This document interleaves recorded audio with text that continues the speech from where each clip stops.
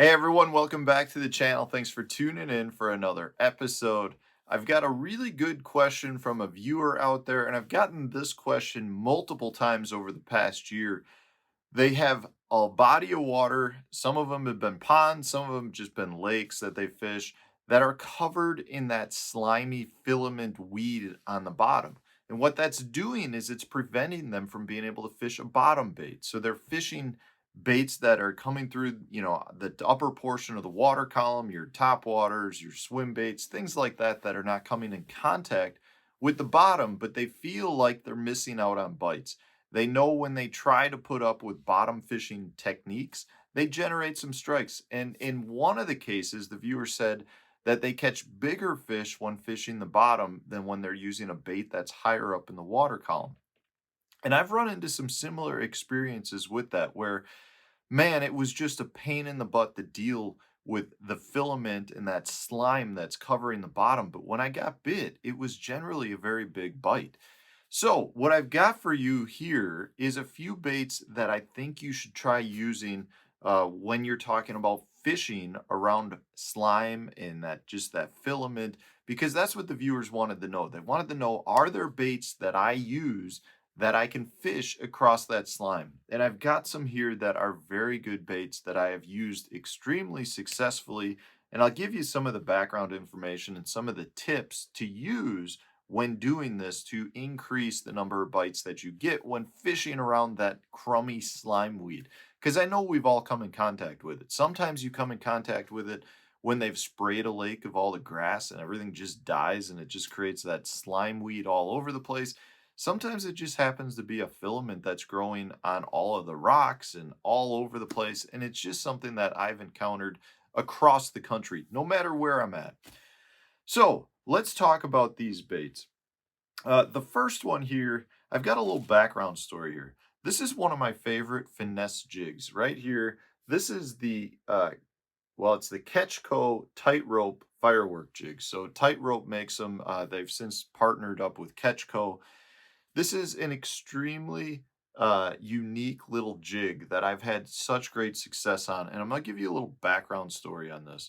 This is made by a group of anglers that fish the Chicago lakefront, which is where I grew up. And this is how I found out about this bait.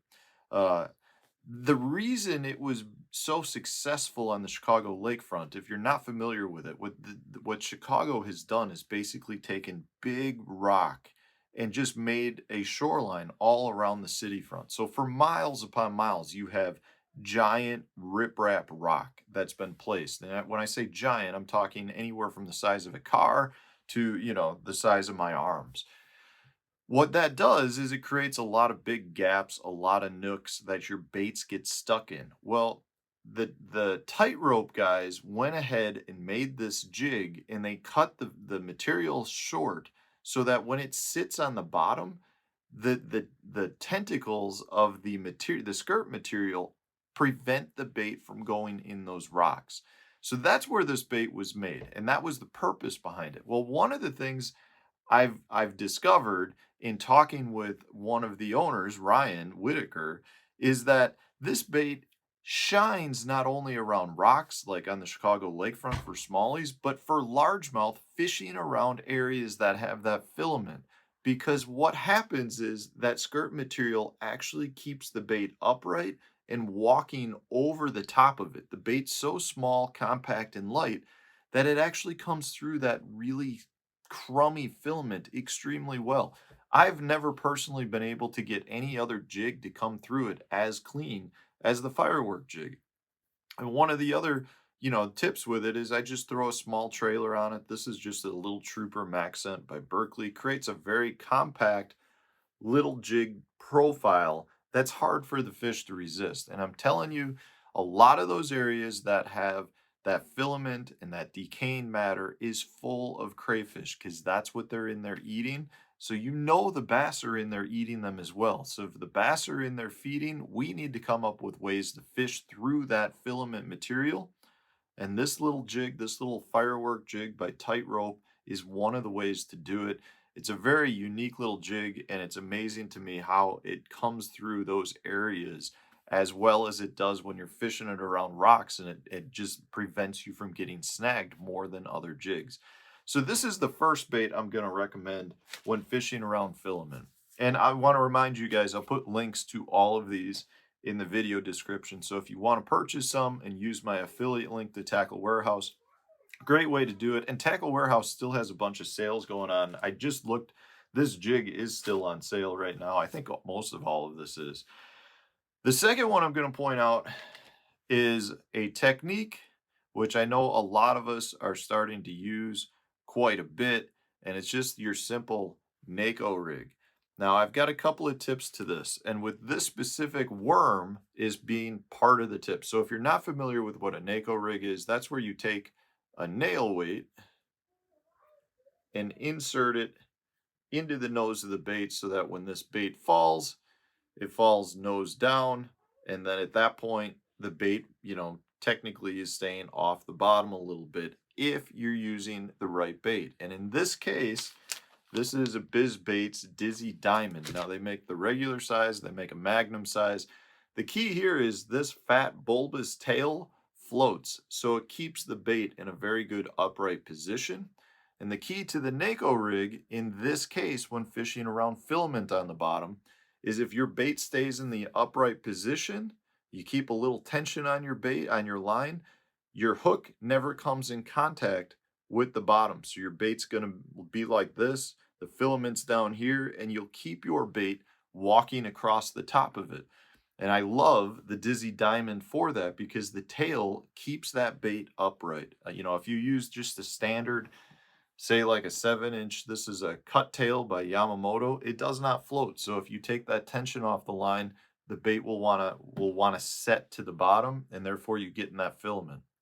You use something like the BizBait's Dizzy Diamond, keeps the back end up off the bottom, helps you come through that filament. And the reason I like the NACO rig in general is because when you pull it up, it falls back. Pull it up, it falls back. It's always going to be weight end first, and therefore it comes through a lot of that filament really well. Another bait that I really like to use, and this is more of just the technique, and I know this makes a lot of common sense, but it's one of those things that I think makes more sense when somebody points some things out. Your drop shot is going to be one of the best techniques to use when you've got that filament on the bottom. Now, keep in mind, your weight will get clogged up in that filament. But remember, the fish aren't biting the weight, they're biting your worm. So your worm is suspended above the bait. Now, a couple of things I want to point out. First off, I think you're better off going with a very long cylinder-shaped drop shot weight versus your ball weights. This will come through that filament way better than a ball shape or teardrop weight. It just is much cleaner, which helps you prevent from getting a big ball of filament on your weight. So that's one tip. The next is to go with a worm that is going to be rigged weedless. So in this case, if you wanted to use, say, a robo worm rebarb, you could Texas rig it, and therefore you're not going to get any of that filament on the hook if it does come in contact. The other thing is to use a slightly longer leader than normal. So if you like to use a foot-long leader on your drop shot, you might want to go with an 18-inch or 2-foot leader to help keep your bait higher up off the bottom. Now, those are some baits that I really like, and I highly recommend if you've got filament, because it's an issue I run into all the time up north. We've always got slime weed. It does not matter. You go to the Great Lakes, you get that black slime filament on a lot of the rocks. You come to some of the natural lakes where they've sprayed the milfoil, you get a bunch of decaying, slimy green matter. I run into it all over the place, especially if you do have a lot of aquatic vegetation in your lakes. It seems like it happens more in those areas. But I've got some tips for you just based on how to prevent it, regardless of where you're at. The first is when you're working your bait, keep your rod tip high. The higher you keep your rod tip, the more it's going to keep that angle on your line going into the water, keeping your hooks up off the bottom. So, for example, if you're throwing that drop shot and you've got your rod tip down lower and you're dragging it, your angle of your line is going to be much lower. So if you made a long cast, what's going to happen is your hook could drag down into that filament just based on the angle of your line because you made such a long cast. You want to keep that angle higher up. So the higher you keep your rod tip, the better you're going to be in preventing a lot of that filament from getting around parts of your baits. The next tip would with that would be to make shorter cast. Like I just said, the longer the cast, the lower the angle. A shorter cast will help you with your angle presentation, and therefore that's going to keep your bait from getting in a lot of that filament. The last tip is to always go lighter in bait choice. So, if we're talking the tightrope jig, this is a light finesse jig. If we're talking the NACO rig, instead of throwing a 16th ounce, you might want to go with, say, a 3/64 ounce or, a lighter weight. Same thing with your drop shot weights. If you throw a quarter ounce weight, you're going to be down in the weeds a lot more than you will be if you're throwing an eighth ounce weight. It's just one of those things that the lighter you go, the better the bait's going to be able to walk across the top of it versus burying down in it. Because as soon as you bury down in it, it gets around the line, it creates a big gunk wad, and you're done on that cast. So just keep in mind you want baits that are going to stay up off the bottom, and you want to present it in a manner that's not going to drag the bait down into it, but it's going to help walk it across the top of it. If you can do that, it will help you dramatically when fishing all of that filament and slime weed stuff. Now, I'm not saying every cast is going to come back clean. There's no way to get around a lot of that. But if it improves you from 1 in 4 casts to 1 in 2 casts, you're going to double the number of bites you get just because of that. And like I said, if you fish in one of those bodies of water where the better fish just seem to be bottom related, you got to deal with it. And it's worth it because if you get a handful of extra bites when you're doing it, you're going to be a happier camper out on the water. I assure you. And you want to try some of these baits to help you come through that stuff. So hopefully this answers the viewer questions. I really feel strongly about this that you can make baits work when fishing slime weed. If you enjoyed this video, hit the like button, subscribe to the channel if you haven't done so already. Stay tuned, we'll have a new one coming for you tomorrow.